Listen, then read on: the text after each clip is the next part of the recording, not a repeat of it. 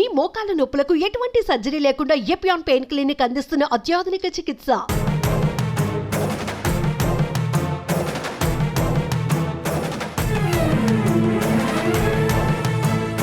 బల్కంపేట ఎల్లమ్మ బావిలో నుంచి బయటపడ్డారు. ఆవిడ ఎంతో మహిమాన్వితురాలు అని చెప్తూ ఉంటారు. అమ్మవారు కొడుకు పెట్టిన కష్టాలను తట్టుకోలేక బావిలో తను దాక్కుందనమాట.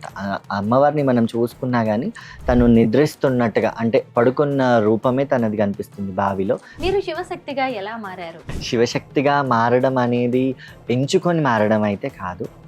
పోనీ పలానా వాళ్ళు తీసుకొచ్చి నువ్వు ఇందులో జాయిన్ అవ్వు అనేది కూడా కాదు. అదేంటంటే దైవిష్య. శివశక్తుల పాత్ర ఏంటి? ఇక్కడ జోగిని కావాలంటే ముందు శివశక్తి అవ్వాల్సిందే. శివశక్తి నుంచే జోగిని అవుతారు. కానీ వాళ్ళకి జోగిని అన్న పదం రాదు, ఎందుకంటే వాళ్ళ వేషధారణే కారణం. ఆ సమర్పణ అనేది మా హృదయపూర్వకంగా అమ్మవారి పాదాల దగ్గర మా ప్రాణాన్ని కానివ్వండి, మా కష్టాన్ని కానివ్వండి ఆమెకు అర్పిస్తాం. అందరికీ నమస్కారం, నేను Swaroopa Putlapalli. Welcome to Suman TV. ఆషాఢ మాసంలో వచ్చే తొలి మంగళవారం ప్రతి ఏడాది బల్కంపేట ఎల్లమ్మ అమ్మవారి కళ్యాణోత్సవాన్ని అద్భుతంగా నిర్వహిస్తూ ఉంటారు. అయితే ఆ కళ్యాణోత్సవంలో జోగినులు, శివశక్తులు, పోతురాజుల సందడిని చూసి తీరాల్సిందే. ఈ ఏడాది బల్కంపేట ఎల్లమ్మ కళ్యాణోత్సవంలో బోనమెత్తి ఆడిపాడి అమ్మకు తనను తాను సమర్పించుకున్న శివశక్తి విష్ణు శౌర్య నాతో పాటు ఉన్నారు. ఆయనతో మాట్లాడి అసలు శివశక్తులు అంటే ఎవరు, ఈ బల్కంపేట ఎల్లమ్మ గురించి ఆయన ఏం చెప్తారు, అలాగే గండదీపం ఎత్తడం అనేది ఏంటో కూడా తనని అడిగి తెలుసుకుందాం. నమస్తే విష్ణు శౌర్య గారు, ఎలా ఉన్నారండి? బాగున్నాను. ముందుగా బోనాల పండుగ శుభాకాంక్షలు. అందులో మీరు అన్నట్టుగా బల్కంపేట రేణుకా ఎల్లమ్మ కళ్యాణ మహోత్సవ శుభాకాంక్షలు. Thank you so much. ఇంకొక విషయం ఇక్కడ ఏంటంటే, సాధారణంగా ఎవరి పెళ్లి రోజు అయినా కానీ అది ఆ ఇద్దరి దంపతులకి మాత్రమే మనం విష్ చేస్తాం, అంటే వాళ్ళకి శుభాకాంక్షలు తెలుపుతాం. కానీ ఇక్కడ అది లోక కళ్యాణం కాబట్టి అమ్మవారు కళ్యాణం ఆడినా మనందరం సంబరాలు చేసుకుంటాం, మనది మనమే శుభాకాంక్ష తెలుపుకుంటాం. అంటే అత్యంత ముఖ్యమైన, పవిత్రమైన, గొప్పదైనటువంటి లోక కళ్యాణం ఈ కళ్యాణం. మీరు ఎన్నో ఏళ్లుగా బల్కంపేట ఎల్లమ్మ కళ్యాణోత్సవంలో పాల్గొంటూ ఉన్నారు. ఈసారి ఎలా జరిగింది? ఆల్మోస్ట్ 14 to 15 years అయింది. ఇంకా చిన్నప్పుడు నాకు అంత ఐడియా అయితే లేదు. నాకు తెలివి వచ్చిన తర్వాత ఆల్మోస్ట్ 15 years వరకు జరిగింది. ఈరోజు కళ్యాణం మాత్రం చాలా బాగా అద్భుతంగా ఆకాశం అంత పందిరి, భూదేవంత పీటను వేసుకొని ఆ ఎల్లమ్మ తల్లి వివాహం ఆడింది. బల్కంపేట ఎల్లమ్మ కళ్యాణ మహోత్సవాన్ని అసలు ఎందుకు నిర్వహిస్తుంటారు, ఎలా చేస్తుంటారు? సాధారణంగా ఏంటంటే అమ్మవారికి పలానా రోజు కళ్యాణం, లేకపోతే పలానా ఆలయానికి వార్షికోత్సవాలని జరుగుతూ ఉంటాయి. అలాంటి వార్షికోత్సవాలు జరిగినప్పుడు ఏంటంటే అక్కడ ఉన్న కళ్యాణాలు చేస్తుంటారు, లేకపోతే అక్కడ సంబరాలు చేస్తూ ఉంటారు. ఇవన్నీ చేసినప్పుడే ఆ అమ్మవారి కళ్యాణం నిర్వహించినప్పుడు భక్తులందరూ పాల్గొంటుంటారు. ఇక్కడ బల్కంపేటలో వచ్చేసరికి ఆషాఢ మాసం బోనాలు చేస్తుంటాం. బోనాలు చేసినప్పుడు ఆడపిల్లకి వివాహం నిర్వహించడం ఎట్లా అంటే పంతుల ద్వారా కానివ్వండి, ఒగ్గు పూజారుల ద్వారా కానివ్వండి చేస్తుంటారు. ఏ విధంగా అయితే ఆషాఢ మాసంలో కొత్తగా పెళ్ళైన అమ్మాయిని తల్లిగారింటికి పిలుచుకుంటాం. దానికి ఎన్నో సైంటిఫిక్ రీజన్స్ కూడా ఉన్నాయి. కాకపోతే ఒక ట్రెడిషనల్ కస్టమ్స్ ప్రకారం కొత్తగా పెళ్ళైన అమ్మాయిని తల్లిగారింటికి దొరికొచ్చుకుంటారు. అదేవిధంగా అమ్మవారు మన ఇంటికి వస్తుంది కాబట్టి వివాహం చేసి మళ్ళీ ఆ పెళ్లి రోజుని నిర్వహించి అమ్మవారికి బోనాలు ఇవన్నీ చేయడం కూడా ఒక ట్రెడిషన్. బల్కంపేట ఎల్లమ్మ అమ్మవారు బావిలో నుంచి బయటపడ్డారు. ఆవిడ ఎంతో మహిమాన్వితురాలు అని చెప్తూ ఉంటారు. కోట్లాది మంది ఆమెకు భక్తులు ఉన్నారు. మీకు బల్కంపేట ఎల్లమ్మతో ఉన్న అనుబంధం ఏంటి? బల్కంపేట ఎల్లమ్మతో ఉన్న అనుబంధం అంటే అమ్మవారు జలదుర్గగా, ఒక జలవీర మాతగా దర్శనమిస్తుంది. అమ్మవారు కొడుకు పెట్టిన కష్టాలను తట్టుకోలేక లందలో దాక్కుంది. అదేవిధంగా ఇక్కడ బావిలో తను దాక్కుందనమాట. అమ్మవారిని మనం చూసుకున్నా కానీ తను నిద్రిస్తున్నట్టుగా, అంటే పడుకున్న రూపమే తనది కనిపిస్తుంది బావిలో. చాలా పెద్ద బావి ఉండేదంట అది. మా నాన్నమ్మలు, అమ్మమ్మలు వీళ్ళందరూ చెప్పేవాళ్ళు. ఇంకా నా టైం వచ్చేసరికి టెంపుల్ మాత్రం డెవలప్ అయిపోయి ఉండొచ్చు. ఆ టైంలో అమ్మవారి బావి పెద్దగా ఉండేది. అమ్మవారి నక్ష, అంటే అమ్మవారు ఏ విధంగా అయితే పడుకున్నారో అదే రూపం అనేది అలానే ఉందంట. అదే రూపాన్ని ఇప్పుడు కాలక్రమేణా ఏం చేశారంటే అలంకరణల కోసం దానికి బంగారు తాపడం పెట్టించేసి అమ్మవారి రూపాన్ని మనకు కనిపించేట్టుగా, భక్తులు పెరిగిపోయారు, అంతమందికి ఇబ్బంది అవుతుందని చెప్పేసి బంగారు తాపడం పెట్టి మనకు దర్శనం చేయిస్తున్నారు. అనుబంధం విషయానికి వస్తే మాత్రం శివశక్తులందరికీ ఎన్నో ఆలయాలు ఉండొచ్చు. బల్కంపేట ఉంది, సికింద్రాబాద్ ఉంది, జూబ్లీహిల్స్ ఉంది, లాల్ దర్వాజా ఉంది. ఇక్కడ ఏంటంటే బోనాలు వచ్చి చేసుకొని వెళ్ళిపోతాం. బల్కంపేటలో మాత్రం ఉండడానికి వసతి చాలా బాగుంటుంది. అంటే అక్కడ రూమ్స్ ఇవన్నీ ఉంటాయి కాబట్టి అందరం ఒక గ్యాదర్ అవుతాం. ఒక సోషల్ గ్యాదరింగ్ అనేది జరుగుతుంది. మా లాంటి వాళ్ళకి కానివ్వండి, బంధువులకు కానివ్వండి, ఆ సోషల్ గ్యాదరింగ్స్ అనేవి ఎక్కువ ఉంటాయి.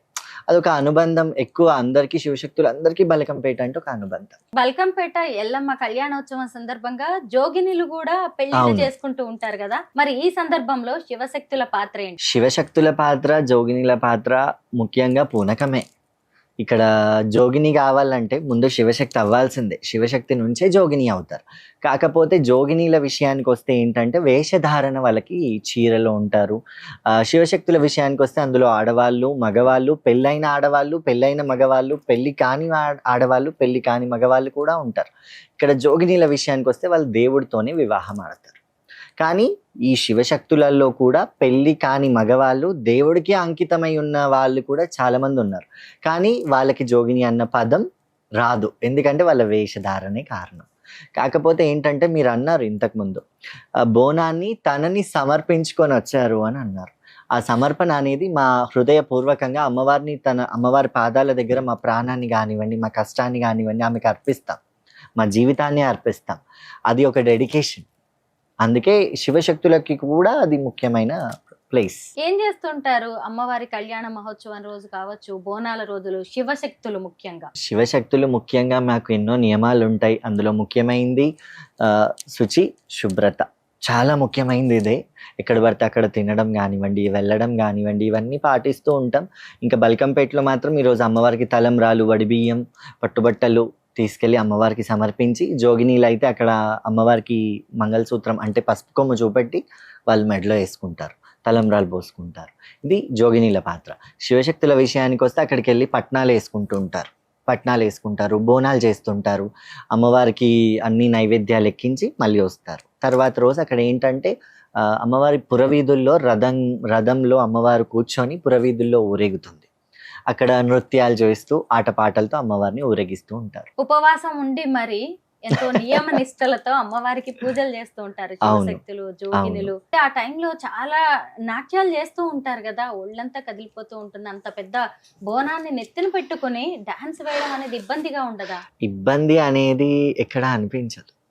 ఎందుకంటే మా ప్రాణాన్ని అర్పిస్తాం దేవుడికంటే గొప్ప అన్న విషయం మాకేం అనిపించదు. ఇప్పుడు మీరు అన్నట్టు ఎంతో అలసటతో ఉపవాసంతో బోనం చేసుకొని తలపై ఎంతో బరువును పెట్టుకొని ప్రజలందరినీ దాటుకుంటూ, పోలీస్ వాళ్ళని దాటుకుంటూ, ఎమ్మెల్యేలని, ఎంపీలని, వీళ్ళందరినీ దాటుకుంటూ మేము అమ్మవారిని దర్శనం చేసుకుంటాం.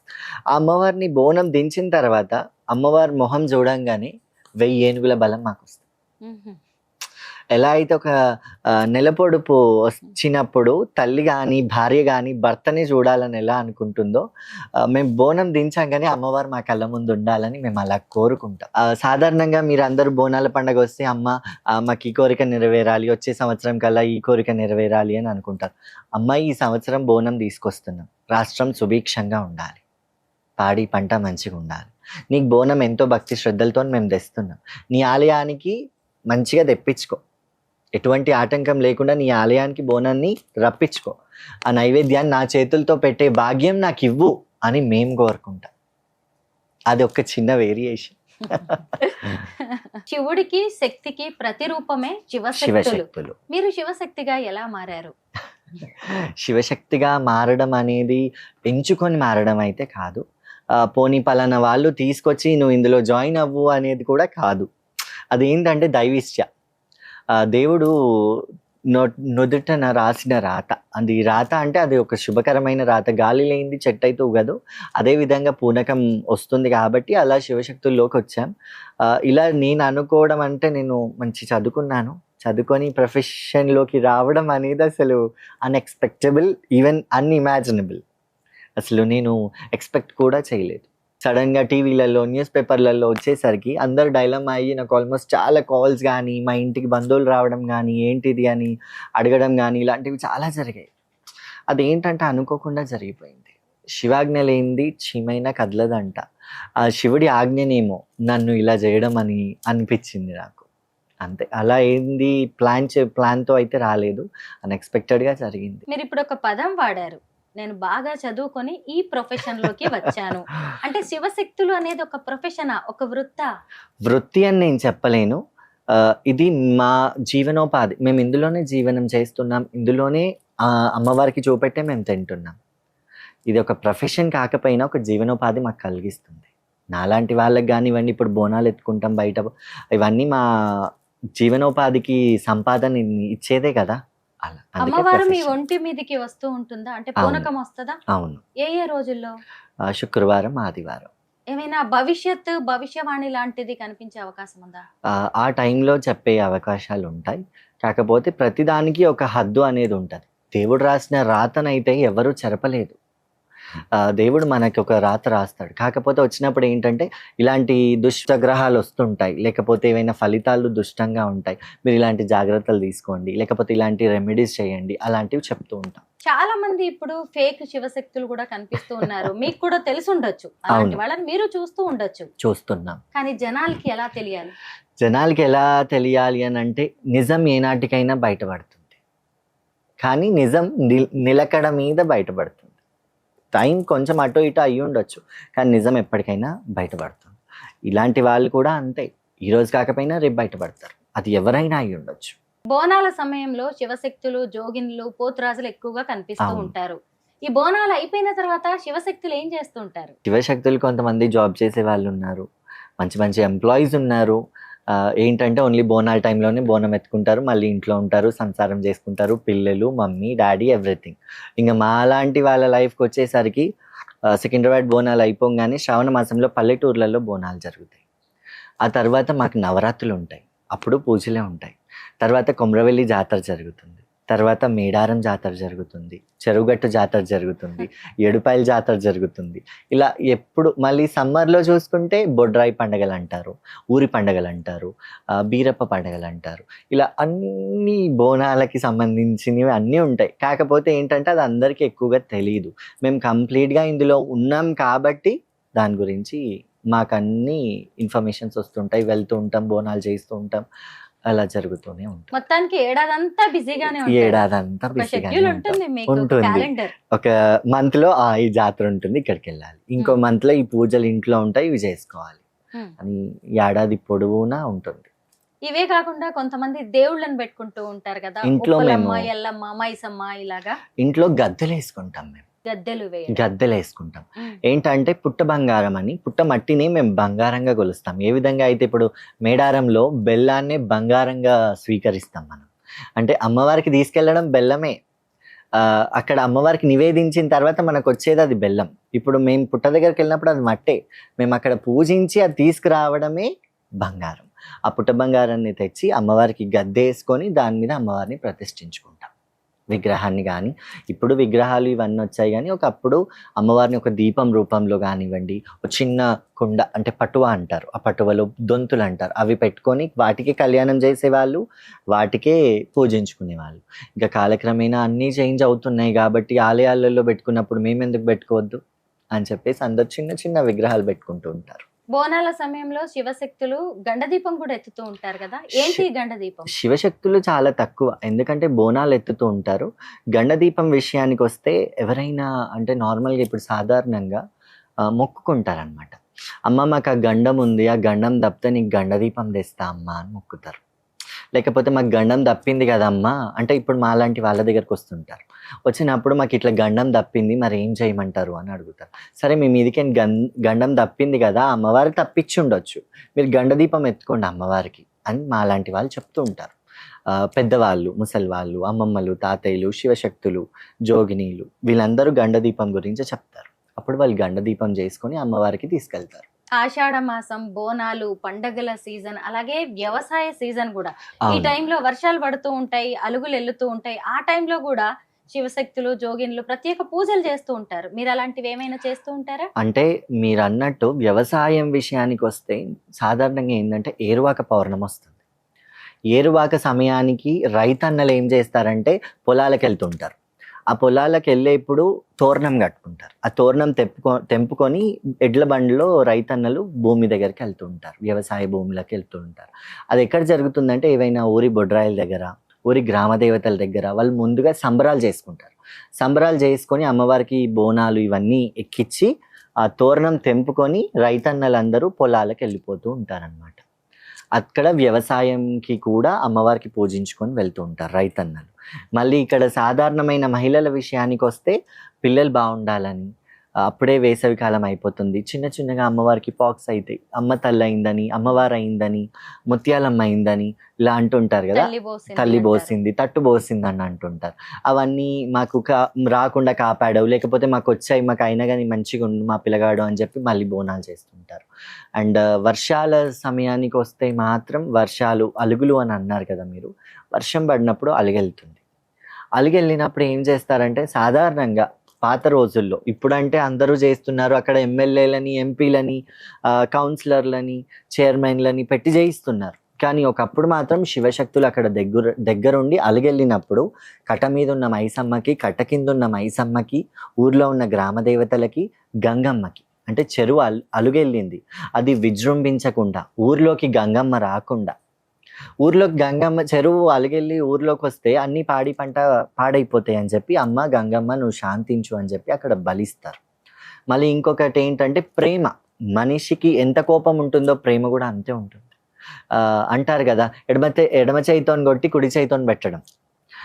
ఇక్కడ ఏంటంటే అమ్మ గంగమ్మ ఏ విధంగా అయితే ఆషాఢ మాసంలో అన్నాను కదా ఎల్లమ్మ తల్లిగారింటికి వచ్చింది అన్నట్టుగా, ఈ గంగమ్మ కూడా అలానే మన ఊర్లోకి తల్లిగారి ఇంటికి వచ్చింది అన్న సింబాలిక్గా అమ్మవారికి వాయినం, చాట వాయినం, అందులో చీర, అమ్మవారికి పసుపు కుంకుమ, సారే, అక్కడ బలి అవన్నీ చేస్తుంటారు, అవన్నీ తెప్పలు వదులుతుంటారు. ఇది తానీషా ప్రభువులు ఉన్నప్పటి నుంచి జరుగుతూనే ఉంది. మీ డ్రెస్సింగ్ కావచ్చు, మీ జ్యువెలరీ భలే ఇంట్రెస్టింగ్ గా ఉందన్నమాట. సాధారణంగా ఇలా ఉండము, కాకపోతే బల్కంపేట నుంచే కదా ఇప్పుడు అక్కడ అక్కడ ఆట పాటలతో వచ్చాను కాబట్టి ఇలానే వచ్చేసాను. ఈ బోనాల టైంలో ఇలానే అటైర్ రెడీ అవుతాం. అంతే మరి, ఆడవాళ్ళందరూ పట్టు చీరలు దగదగ బెరిసిపోయి ఆభరణాలు వేసుకున్నప్పుడు శివశక్తులకి ఏం తక్కువ? అట్లా అని ఏం కాదు, కానీ వేసుకునేంత వరకు వేసుకొని అలంకారంగా ఉంటాం. ఎందుకంటే మమ్మల్ని మొక్కడానికి వస్తుంటారు, మాతో బొట్టు పెట్టించుకోవడానికి వస్తుంటారు, అమ్మవారిగానే కొలుస్తారు కాబట్టి కొంచెం ఆ అపియరెన్స్ అనేది కనిపించాలి కదా. అట్లా చేతికి వేసుకున్న అదేంటో చెప్పండి, ఇక్కడ ఏదో డిఫరెంట్ గా కనిపిస్తుంది. ఇదొక ఆర్నమెంట్, పామ్ కఫ్. ఏమంటారు? పామ్ కఫ్ అంటారా? బాగుంది. ఎందుకు వేసుకుంటారు అది? ఎందుకు అనేది, ఇప్పుడు గోల్డ్ ఎందుకు వేసుకుంటారు? అలంకారంగానే కదా, అది కూడా అలంకరణకే, అంతేగాని శిగం వచ్చిన వాళ్ళు వేసుకోవాలని ఏం లేదు. మాకు శిగం వచ్చిన వాళ్ళకి వేసుకోవాల్సింది బేడీలు కూడా ఉన్నాయి, బేడీలు కూడా వేసుకుంటాం. కాకపోతే అది గోల్డ్ లో ఉండదు, ఎక్కువ సిల్వర్ లోనే ప్రిఫర్ చేస్తాం. కడాస్ కూడా బాగున్నాయి, వాటికి ఏమైనా ప్రత్యేకత ఉందా? ప్రత్యేకత అనేది ఏం లేదు, ప్రత్యేకత అనేది ఓన్లీ మా బేడీలకే ఉంటది. వెండిలో చేయించుకుంటాము, పూనకం వస్తుంది కాబట్టి ఆ బేడీ వేసి మమ్మల్ని అంటే ఈ లైఫ్ లోకి తీస్తారనమాట. అంటే గురువులు ఉంటారు, సీనియర్స్ ఉంటారు, ఒగ్గు పూజారులు ఉంటారు, వాళ్ళందరి సమక్షంలో బండార్ పెట్టి ఇందులోకి తీసుకుంటారు. అంటే మీకు కూడా గురువులు ఉంటారా? ఎంతో మంది, అంటే సీనియర్స్ అందరూ మా గురువులే కదా. వాళ్ళే అంటే కొత్త విషయాలు తెలుసుకుంటూ ఉంటాం, డౌట్స్ వచ్చినప్పుడు అడుగుతూ ఉంటాం, అట్లా ఎన్నో ఉంటాయి. బాగుంది. శివశక్తుల గురించి తెలుసుకుంటుంటే చాలా ఆసక్తికరమైన విషయాలు బయటకు వస్తూ ఉన్నాయి. మీరు చాలా బిజీగా ఉన్నారు, అసలే బోనాల సమయం. అయినా సరే మేము అడగగానే ఇంటర్వ్యూ వచ్చి ఇలా శివశక్తులకు సంబంధించిన అనేక ఇంట్రెస్టింగ్ విషయాలు చెప్పినందుకు thank you so much Vishnu Shourya గారు. Thank you.